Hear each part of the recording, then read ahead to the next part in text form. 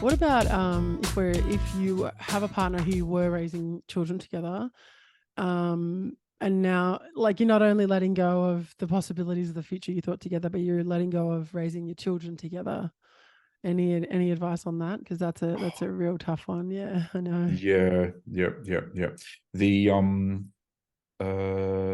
I think it's slightly different for men than women. I know there's probably more men. It's changing now.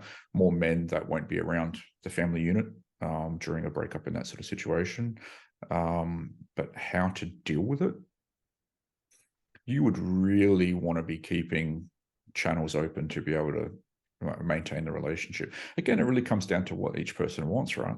Like if that family, so like a domestic violence situation between the partners and the kids, and the mum has to be like, I'm out, like, and I'm taking the kids, see you, like massive sense of grief and loss over that. Right. Obviously, a hell of a lot of pain from domestic violence and stuff, but how to actually deal with that, there's multiple layers. So, but the process is the same. Like you got to be able to dive into each layer. You dive into like, okay, now I'm grieving loss of family. What does that mean to me? What's my relationship to the concept, to the idea, to the value of family? What's my relationship to, not being in that with that person anymore? Say it was a really loving relationship, but there was one thing that you just couldn't get across. Like people cheat and then just go, "No, I'm out. That's my boundary. You've crossed it. Goodbye." Right. It's a different sort of level of grieving and loss that they have to come to terms with. So yeah, hard. It is Um, really hard. It's really hard. yeah, yeah. With regards to kids and stuff, though, that it's extremely important that you don't show that negativity to the kids or in front of the kids. It's okay to talk about stuff, but don't make it like, he was an asshole, she was a bitch, or whatever. Screw mom, she's not doing this and that, and blah blah blah. Like Right. that's, Yeah. you're getting your kids to pick sides, and it's just not. That's not going to work. Like you just do the Yeah. best you can, and again, boundary yourself to go, we're it, and you see your dad or your mom these times, and we'll try and get you more. Like we need you to talk about what you're going through as well. I'm here for you, etc., etc., etc. So, yeah. Mm. What about Mm. the division of social circle and friends? Some really heavy Ooh. hitting topics here. Yeah. Like if you've got shared friend groups and stuff like that. Yeah. Yep. Um, What do you do? I I'm actually going. My last relationship I actually went through this. I shared friends groups. Um,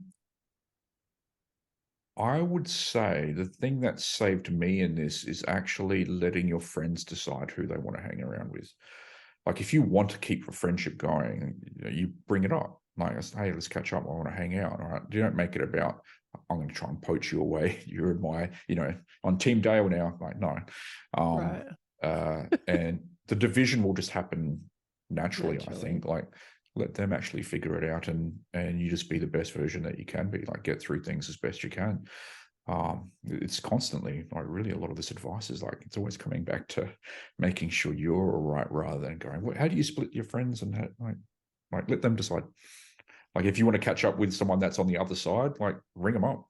Hey, it's Right. been ages. You want to catch up? I'm like, oh, I don't know if I should because of your ex. It's like, well, it's up to you. Like I thought, we got along pretty well. If you want to go for a beer or coffee or dinner or whatever, I thought of you. But okay, Yeah. like Yeah. yeah. And then if they don't, and you lose a good friend, well, then you're dealing with grief and loss over a Yeah. good friendship, which is a whole another thing as well. So Yeah. yeah. Yep.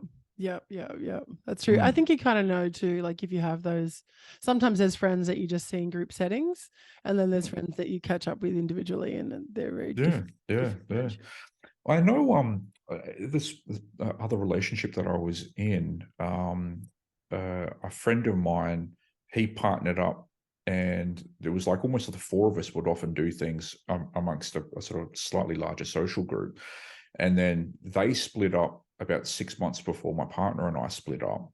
And she went sort of, her and I stayed friends, like myself and his ex-girlfriend. We're still, I guess, connected. Don't really catch up, don't really talk. She's nice enough, would give her the time of day, no problems at all. She's a good person. And he would do the same to my ex. Like, there's no sort of issue there. But I catch up with him, and she catches up with her. Okay, Yeah. all right. Okay. So, Yeah. like, no, it doesn't really.